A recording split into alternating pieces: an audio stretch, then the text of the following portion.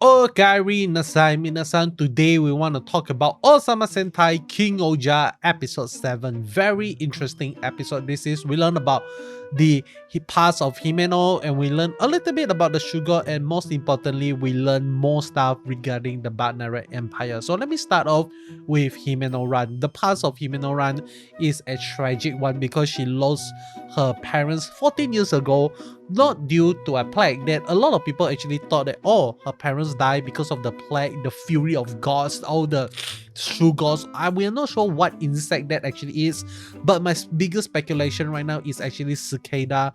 Like the web, the swarm of cicada is attacking Ishabana, and a lot of the citizen is getting sick, and the king and queen is trying their best to help the people, trying their best to heal the people, but sadly they are not able to do so because they are being stopped by this hooded figure who injected them with a poison.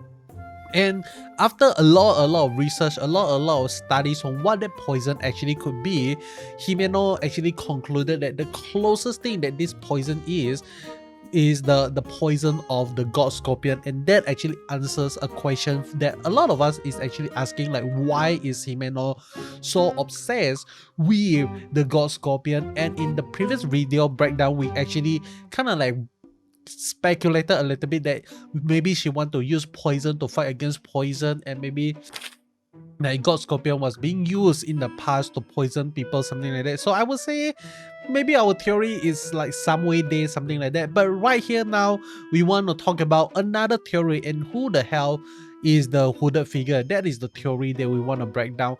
The first theory I have is Rakles, but then again it doesn't really make sense because I'm not sure how old Rakles actually is and how old at that time he is. But maybe the people that helped to get rid of Gira is also the one that is trying to get rid of the king and queen of Ishabana. Like maybe they are the same people, or maybe they are the same group of people, or maybe this group of people is actually the Bugnarak Empire. We are not sure who and what, so we'll just have to wait and see until they come back to the past of Himeno once again, because I felt like the story that Himeno has a grudge, has she has someone that she wants to find revenge on right now is a really good plot, because further down the line we are actually gonna see her decision as a king of the country of Ishabana. We are gonna see how is she gonna deal with all of these things, but then at the same time she is also a part of a Sentai unit. So maybe something is gonna happen. Maybe later they found out like this person is the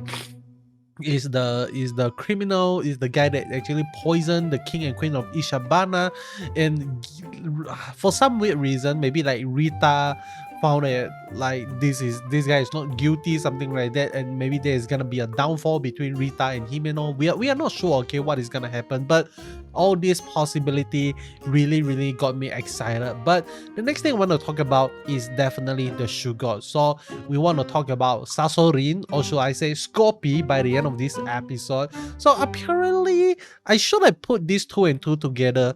Like Sasorin is actually a girl and Kabutan is a guy, and Sasorin actually has a thing for God Kabuto.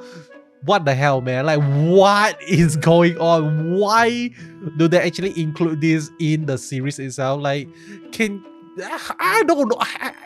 Why? It just feel kind of weird to actually think about like these two machines actually have kind of like a personality, and they have someone that they like, something like that. It's like, wow, okay, really interesting thing. Okay, so that is the second thing that we learned about this episode, but I want to focus more about something that is not explicitly said in the episode. But if you guys notice, when Himeno enters Sasorin, when she enters Scorpi, we actually get to see her, like Scorpi is actually giving her the soul of the god Scorpion itself, and when she actually uses it, she put it on top of the exoskeleton that she's actually using, and you will actually see that even in the Red Ranger, in the Blue Ranger itself, the God Kuwagata in God Tombo itself, there is also a slot for their souls. So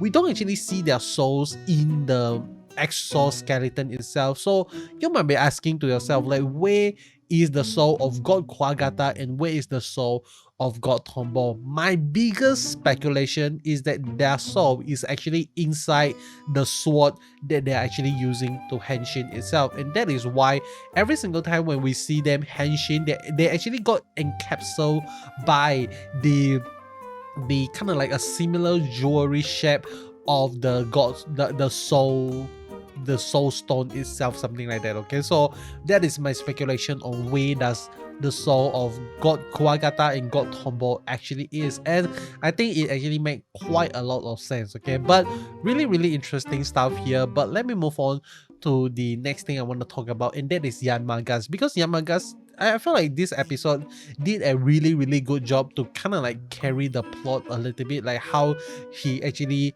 educate Himeno on, like, machine is just machine, they don't have any emotion and all the stuff, but Yanma views machine too much like a machine, and that is something that we learn that is wrong about what Yanma actually think machine is.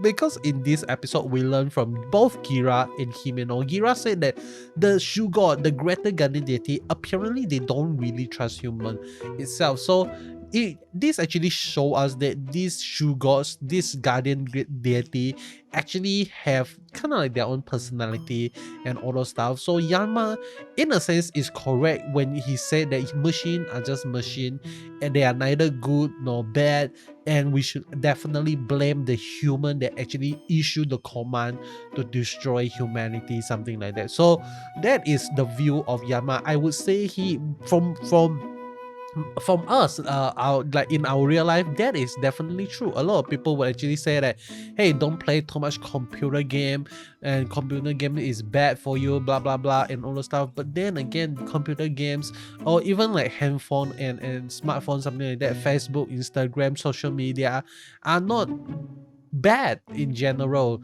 The people that uses it are the one that actually maybe they are able to use it in a bad way and make people, I don't know what I'm trying to say here, but what I'm trying to say here is that technology is not neither good nor bad. It is the human that it is how the human uses it that make it either good or bad, something like that. Okay, so you know what I'm trying to say here. And I mean, like, Yanma doesn't only tell Himeno about the Shoe God, but he also tells Gira that, hey, we are nakama, and you don't need to try to do things on yourself. Like, you can count on me, you can count on us, both me and Himeno, something like that. And I really love this trio, and I really want to see more of them like interacting with one another more and more. And I am not sure how does Dibowski and also Rita is gonna come into play. Like, how are they gonna be part of their dynamic in a sense. Okay, I feel like Rita herself is able to carry the show no problemo, but how about Dibowski? Okay, how about Dibowski? How is he gonna carry the show without a really good chemical reaction with the rest of the Rangers itself? But I'm really excited here, because now that we see this trio getting together, you might be thinking yourself like, hey, I think Rita and Dibowski is on the side of Rakles, but I don't think so. Okay, I don't think Rita and Dibowski is actually on team Rakles and not on team Gira, because one thing we need to understand is that Rita stands firm. Her value as a king is the value of the law, so she cannot side with someone when she doesn't have a clear information and she don't have all the information that she got. So most of the time she would have to stay neutral, so she have to like see which one is right, and she's gonna side with that side, something like that. And what about Dibowski, like I said in many of my videos, he is a schemer. He wants to manipulate things into his favor. So everything that he's doing, like whoever give him the most like the most good thing that he can actually earn from, he's gonna jump to that team, something like that. Okay, so very interesting stuff. But we ended the episode by Rita kind of like approaching Gira and saying that, hey, Heraclius has decided to trial by combat, to challenge you to trial by combat. And that is really interesting, because if Gira win against Heraclius, then Gira is a free man once again. But it's like, even if Gira win against Heraclius, that is gonna solidify that Gira is actually a fugitive. Gira is a dark king, and the sugar dam people is not gonna accept him no matter what, especially that fat guy, okay, that keep on screaming like, oh wow, how bad Gira actually is, something like that. But then again, I felt like that fat guy could actually be planted by Heraclius to kind of like stir shit within the citizen, to kind of like spread the fear of Gira and spread the false information on Gira, something like that. Okay, so very amazing stuff here. But lastly, we need to talk about the Bugnarak, because in this episode we actually get to see them eating something before they become a giant form itself. So what did they actually eat? We are not sure. Where does it come from? We are not sure as well. But I'm really glad that they actually answer a question like, how does the villain, how does the Bugnarak actually become larger?